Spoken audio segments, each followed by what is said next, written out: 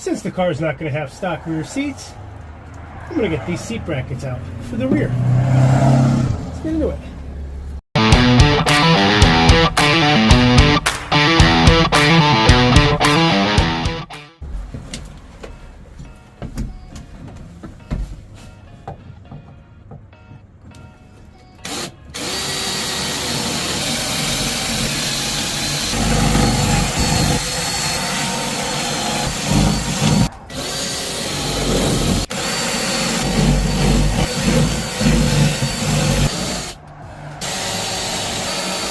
Now to put the other bit in, get them all the way out.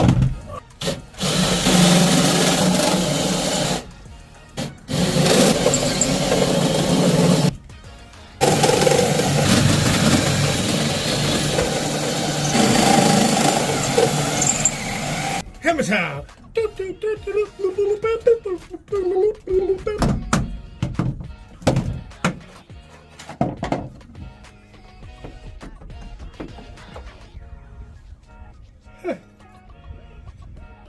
Just a little bit left on those ones. So.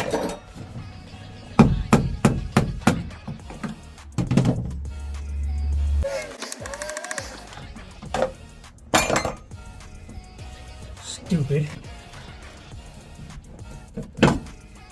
All right. Well, the other ones didn't come out as clean as come off as clean as I wanted them to. But this one came off pretty clean. I can easily fix those up. I got a couple over here that I gotta take care of as well. So I'm gonna get those taken out real quick as well. Another hole. And look at that. Another plug. Pretty good. Fits in there like so. Got this new fancy ceramic nozzle and tip. Okay, now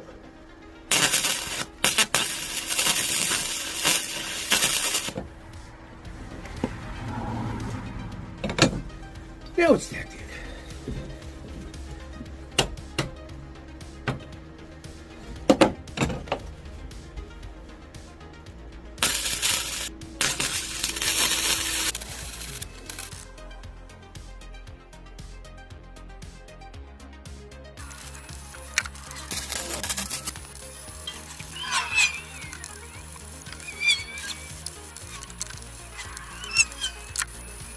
Plug and plate are welded in.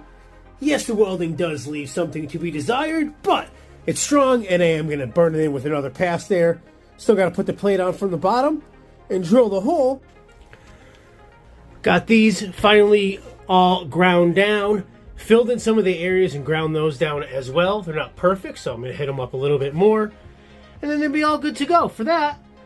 I also cut off this section here. And that means I could put the seat that I want perfectly back here in the rear. Let me grab it and I'll show you what I mean. So this is how the seat is going to be sitting in the rear of the car. You can see that the spot I cut off, which is right over there, is right there. So it sits up perfectly on to this area. And what I'm going to do is right there is where it mounts. I'll build a little box or plate here, and I'll build a little plate or box here, so it just mounts right down to it. For the back, it'll be pretty easy, because that is where the original seatbelt mounted, so I'll make a little bracket that goes, mounts to this, and for the front, I'll just have to make a little bracket and box and mount for that as well. Not too bad at all. But so for now, what we're going to do is we're going to go to the outside, and where the wheel well was, I'll show you what I did to get rid of the rust and how we worked on that. If you saw my last video where I pulled this out, you would notice I had a bunch of rust, which now I've cleaned up for the most part. Looking pretty good. Got it done with the trusty wire wheel here. I still gotta work on patching this part, but the rest of it is good to get pour 15 and then some seam sealer over it. So let's go pull the other side, see what that looks like. Okay, let's pull this fender liner out, see what it looks like. I have all the screws out, I think. So,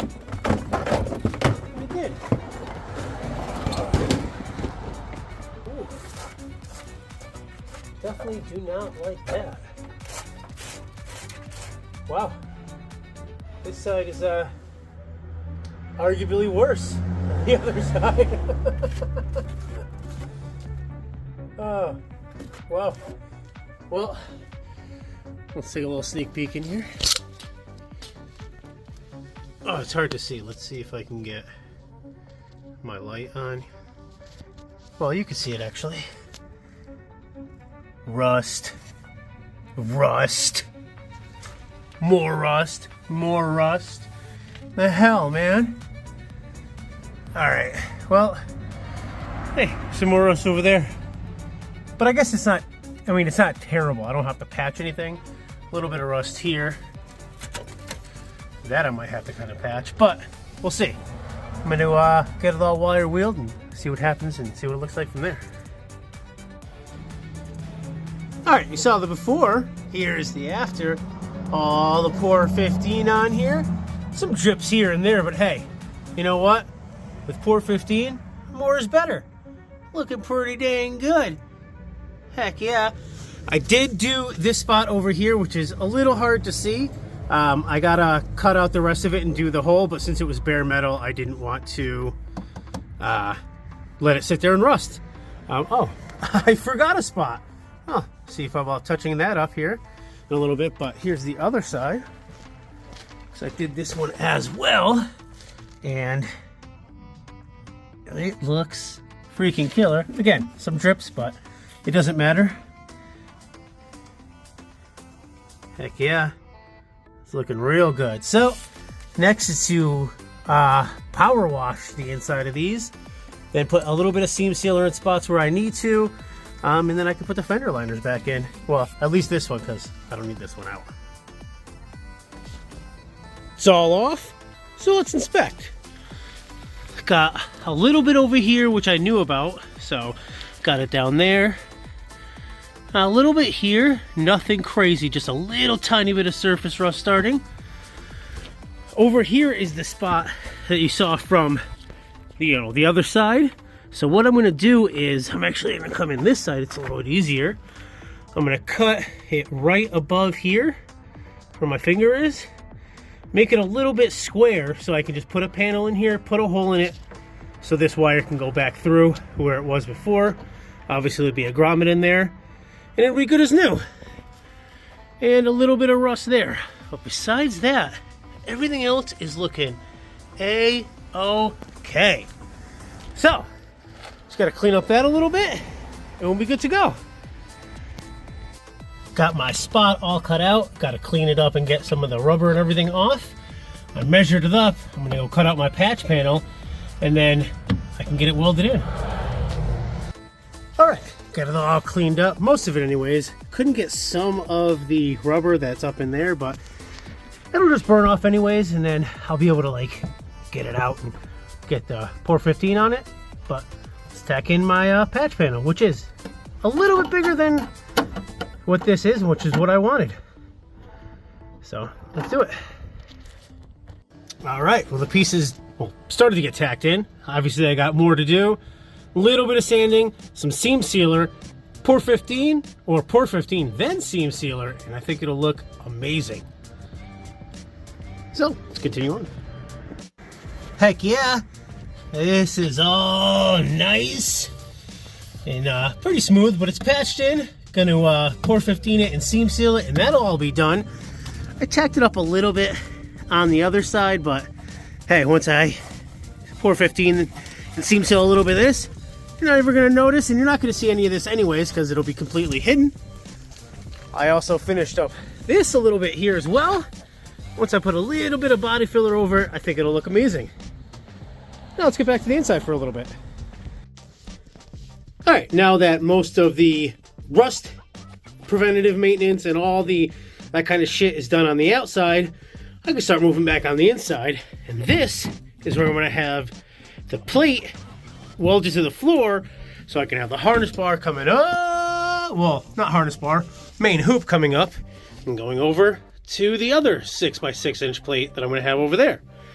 Now the floor is obviously a little uneven, so there's a spot here So what I'm gonna do is basically make a plate that's gonna go in between the floor and that on each side. I think that'll be plenty strong to hold it to the floor and then put the main hoop on it. So that's going to be it for this video. In about 2 weeks, I'll have the tube that I'm going to have to make the main harness or main hoop. And I did find somebody that'll bend it for me. So there we go on that one. So if you like what you see, please subscribe to the channel.